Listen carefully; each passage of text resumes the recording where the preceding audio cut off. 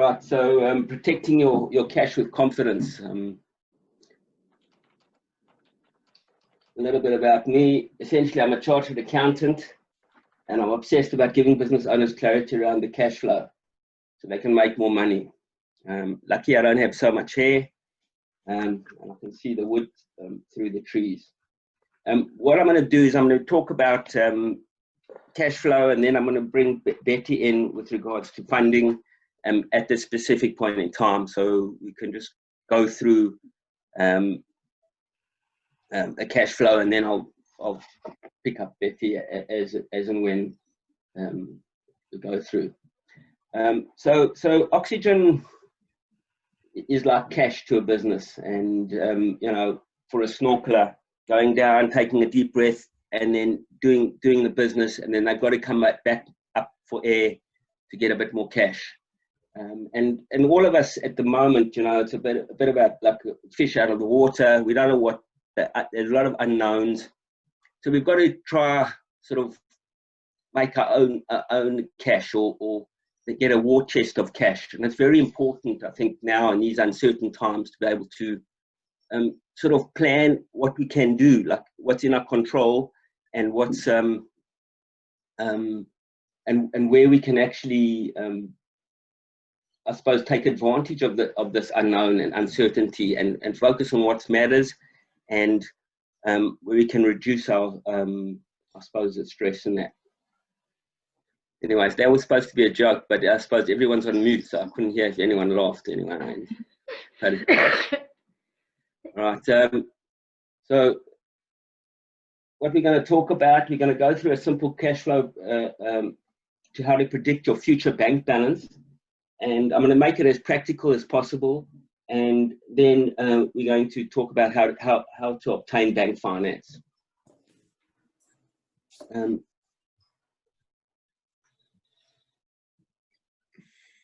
So in predicting a cash flow,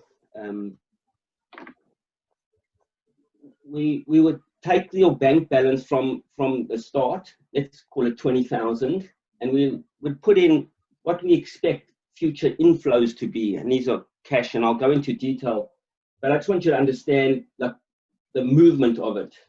And then we've got your future outflows, paying of salary, paying of credit cards, etc., etc. And then you'd get your closing balance at the end of the month. So, you know, 20,000 plus 36 minus 47 will be then 9,000 at the end.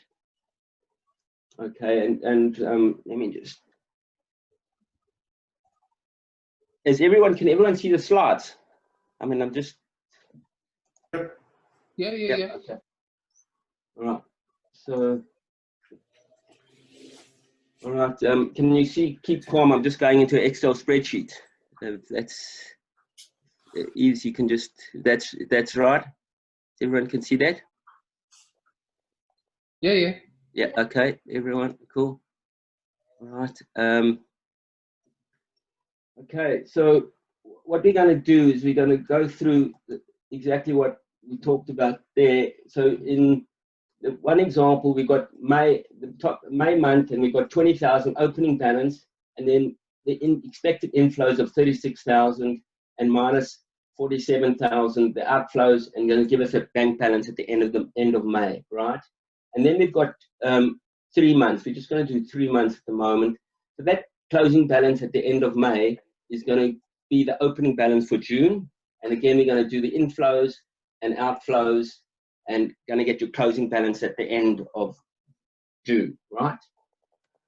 And then July, the same thing.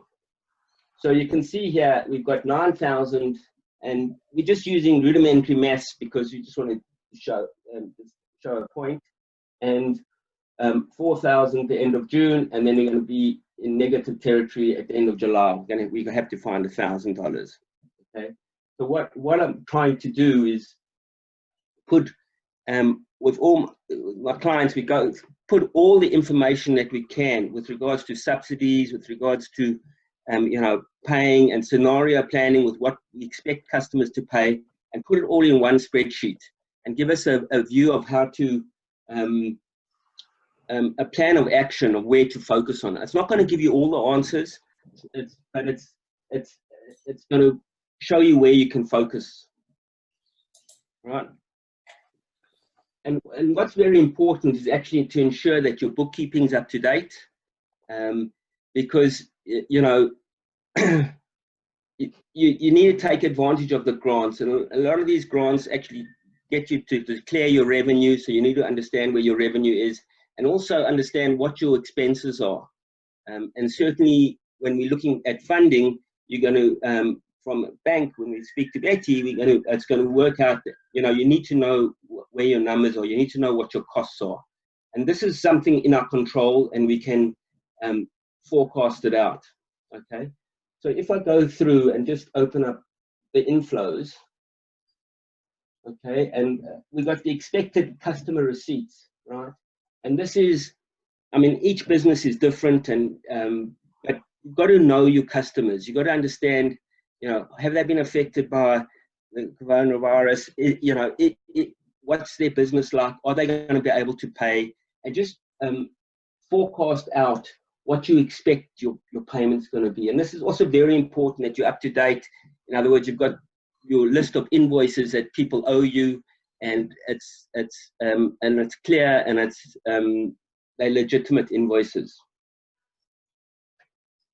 Then we've got the JobKeeper subsidy, and in this case, I've just said you've got 2 employees, and that's the revenue coming in. Now, the JobKeeper subsidy, there's a hell of a lot of work with it.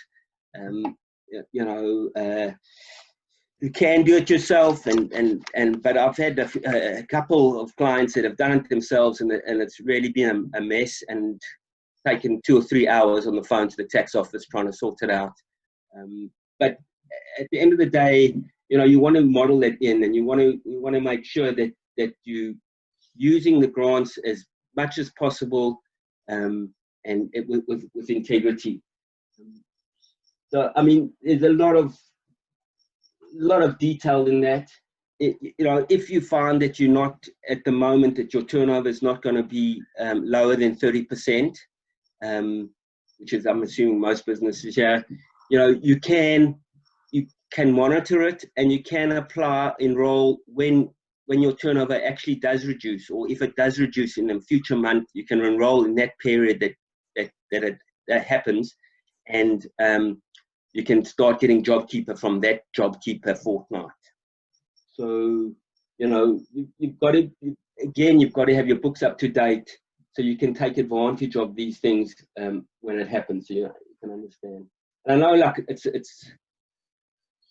other types of grants. There's New South Wales grant closes on the 1st of June. It's specifically, you know, over from the 30th of March. If you can prove over in a 2-week period that your turnover dropped by 75% compared to last year, you know, you can get 10 grand. A lot of clients of mine have actually got this. Going through the detail, you know, the devil's in the detail, and each grant has got its own criteria. I mean, like, for instance, Salesforce has got a grant now that they're only giving out 67 of them, and it's specific to, you know, 2 customers and that, but that's also 10 grand. So there's quite a lot of grants out there, and there's search criteria, which I'll give after this talk, like government search criteria to look for grants where you can put in your specific business criteria, and it will say, okay, I'm looking for this, this, and this, and it'll say these grants are available, or these grants are open. Some of them, like, are doing a lot of work, but again, it's important to have access to, you know, your accounts up to date, and having information ready so you can just pull out these grants.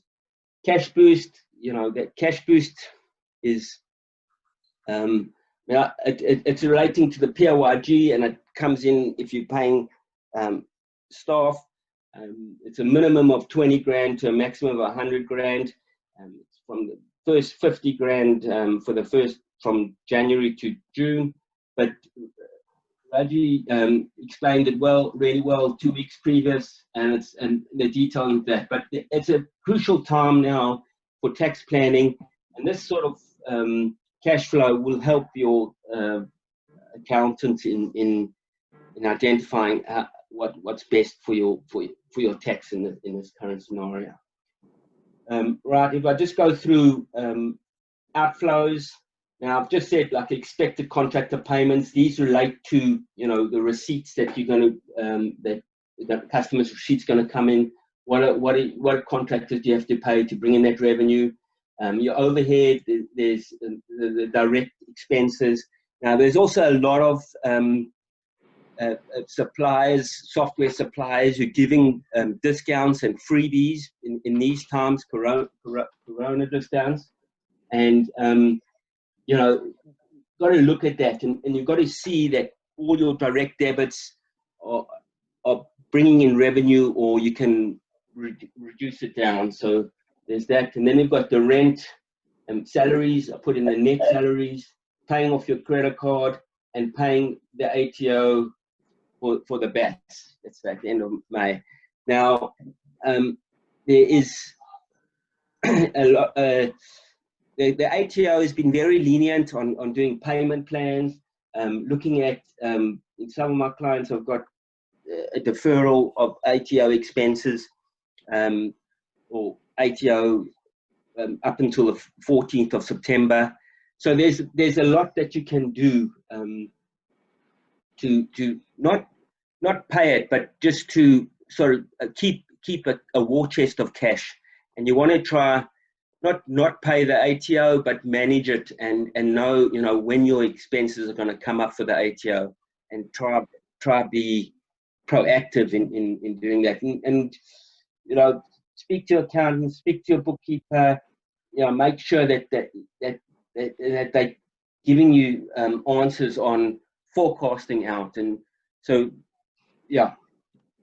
and then we're paying super. Now I'm just going to quickly go through the scenario planning, and then we'll bring in how we're going to do a loan. So if you have a look at this, that's the detail. But let's say we only receive 50% of our customer receipts, right? Okay, and so you can see you've got $4,000, but in June we're going to be minus $7,000 because we only expect 50%. So we're looking at the risk of our revenue coming in, at the risk of our costs. So now we've got to look at our costs and say, okay, we can get a 50% reduction in rent. Okay, so you can see therefore it improves a bit. It goes to minus $3,000, and we're going to say we're going to only work 4 days out of 5, right? So we're going to say 80% of our salaries, and therefore we find we've got out of June, and then it minus 600 in July. So that's basically scenario planning. And I'm going to go back and put these at 100%, and then we're going to bring in Betty and to ask her, how do we get a bank loan? How do we take advantage of the 50% government bank loan? Betty? Thanks, Alan.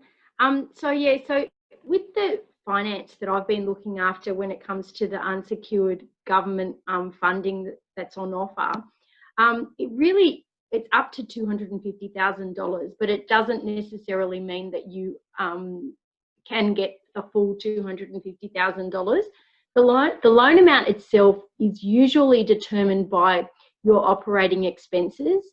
So it's really, the loan amount is meant to cover your operating expenses for 3 to 6 months, sometimes even 12 months, depending on the relationship that you have with your bank. So forecasting and understanding your customer and working with your accountant during this time is a fundamental step to be able to get that money from the bank, because the bank needs to see that you understand how you've been impacted by COVID-19 in terms of your expenses and your income, how your debtors have been impacted, and then also you need to be telling your bank what actions you've taken for income recovery, and that could mean rent relief with your with the person that owns your property or that you lease it from. It could mean that you've applied for JobKeeper for your staff. It could mean that, you know, you've extended your payment terms. So you really need to be looking at every item in your P&L to understand how you can, you know, really maximise the amount of money that the bank will give you. Because once the bank sees that you've actually thought about it, you actually need to be thinking of recovery as well, I should say. So even when COVID-19, when it is all over, what actions have you taken to ensure that your business goes back to normal income, to your normal income earning? So with the clients that I've seen that I've assisted in getting the COVID funding from the bank, the $250,000, the $250,000 did cover the instance that I've seen. It actually did cover their operating expenses for 6 months. Now, this business specifically was a uniform business. They sold uniforms. So in March was one of their busiest months, the end of March, when they've got a whole influx of customers purchasing winter uniforms for the kids. Now, March was when everything went in lockdown, so that actually never happened. They had to shut down as the whole of retail did. But at the same time, an import of uniforms was coming in, and that they needed to pay for these uniforms of $200,000. So the bank, in this instance, gave them the money to pay for their uniforms of $200,000. Now, this business had already run a sensitivity on, if school goes back in June, what would it look like for their income? If it went back in October, what would it look like for their income? Now, this business was very lucky because school went back way earlier. Income has come through way earlier. And so they've actually recovered that income. But with these loans from the bank, they are 3-year loans. So once they are approved, they are 3-year loans with a 6-month interest deferral. So you don't have to pay any repayments for 6 months. And then you need to amortise that loan to zero over the next 2.5 years. So a $250,000 loan would be $8,000 per month. But I should say it doesn't mean that because they advertise them as $250,000 loans, you certainly can't just qualify for a $250,000 loan. It is absolutely dependent on your expenses. And also when they say it's unsecured, it's asset unsecured. It's not, you still need to provide personal guarantees. So you still need to be showing the bank that you're confident that for the bank to lend you the money, and that you have faith in yourself as well, and that you're providing personal guarantees. Because a lot of people are saying, oh, I thought they were unsecured. Well, they're asset unsecured. They don't provide assets. You don't need to provide asset as security, but you need to provide personal guarantees. So it's not so easy to get this loan, Betty. It's I mean, there's a lot of hoops, it seems like, you've got to jump through to get it. So good point. So you do need to be running at a profit. So, you know, these loans aren't to facilitate growth or, to boost your business. They are really loans to assist you get through COVID-19 and the impacts that COVID-19 have had on your business. So, So if you look back at the spreadsheet, how would we, how would we work out what amount we would need, and in this instance, so we've got May, June, July here. If we look at just expenses here, so those total expenses in that scenario are what, 45? $92,000. So in this instance, you would expect,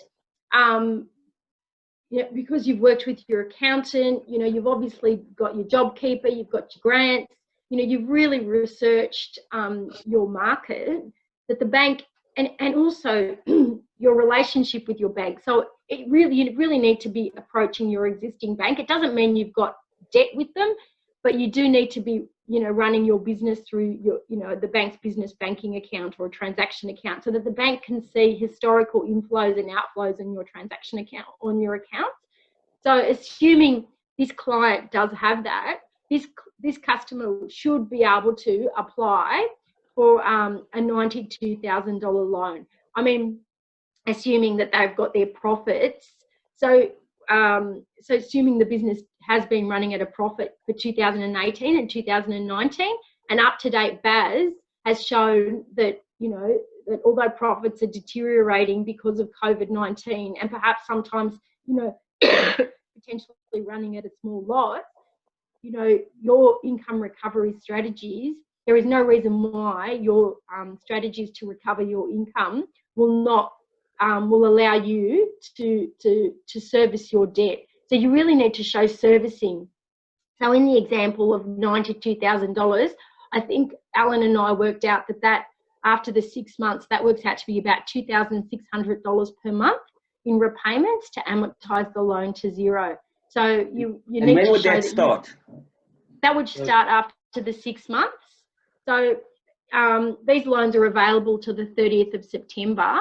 So if you took out your loan on the 1st of July, then, 1st of January, you would need to start making those principal and interest repayments. And again, subject to the relationship that you have with your bank, you can really negotiate potentially an extension on the principal and interest repayments. You can potentially negotiate an interest-only repayment for the next few months.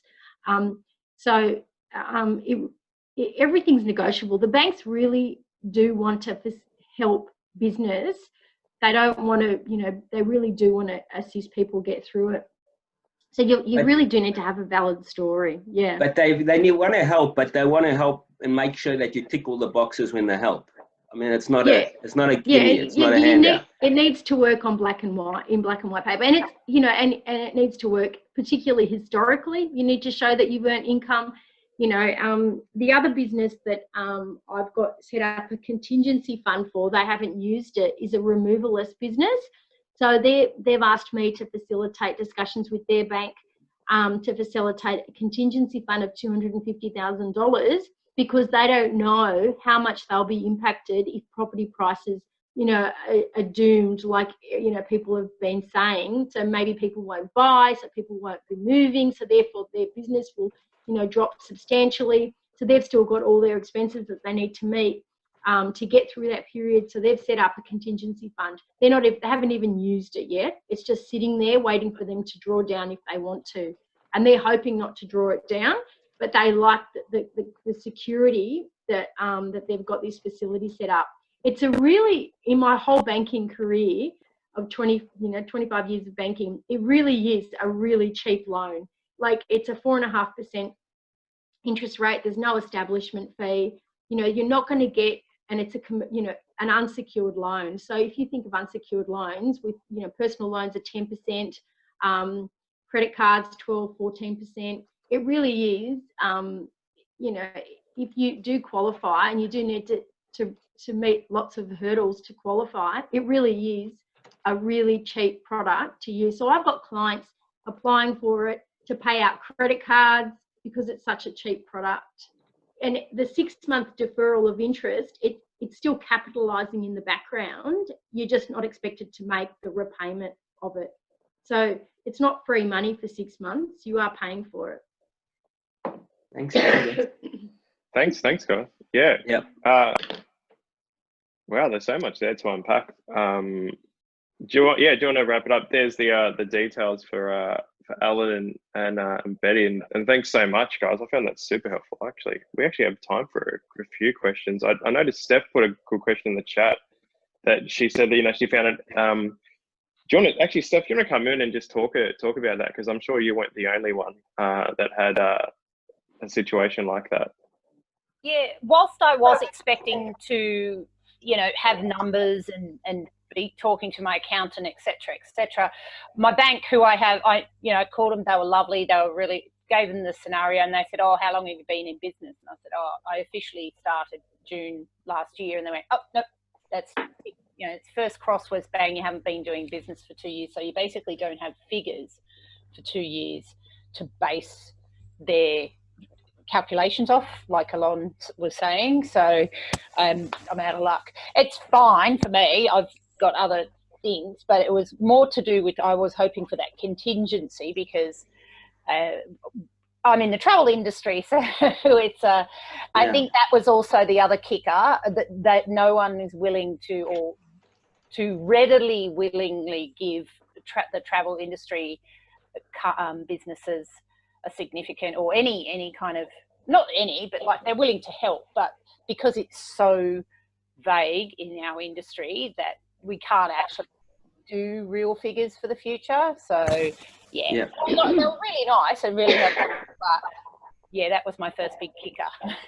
Yeah, so you do need to provide 2018 and 2019 returns, and they, so you're right, you need to be, I mean, that's with any loan, to be honest. Oh yeah, for any business loan, even if it's not COVID-19, regardless of how profitable you are in your first year, if your ABN is brand new, you're going to really struggle to get finance along mainstream products with good pricing if you haven't been in business for a minimum of 2 years. Your ABN needs to be registered to be older than 2 years, and if you want the competitive pricing and everything else that's out there, then you need to have 2 years tax returns, and they need to be running at a profit. I mean, there's other methods of financing through other channels, but specifically for this product, you absolutely need to be showing historical numbers.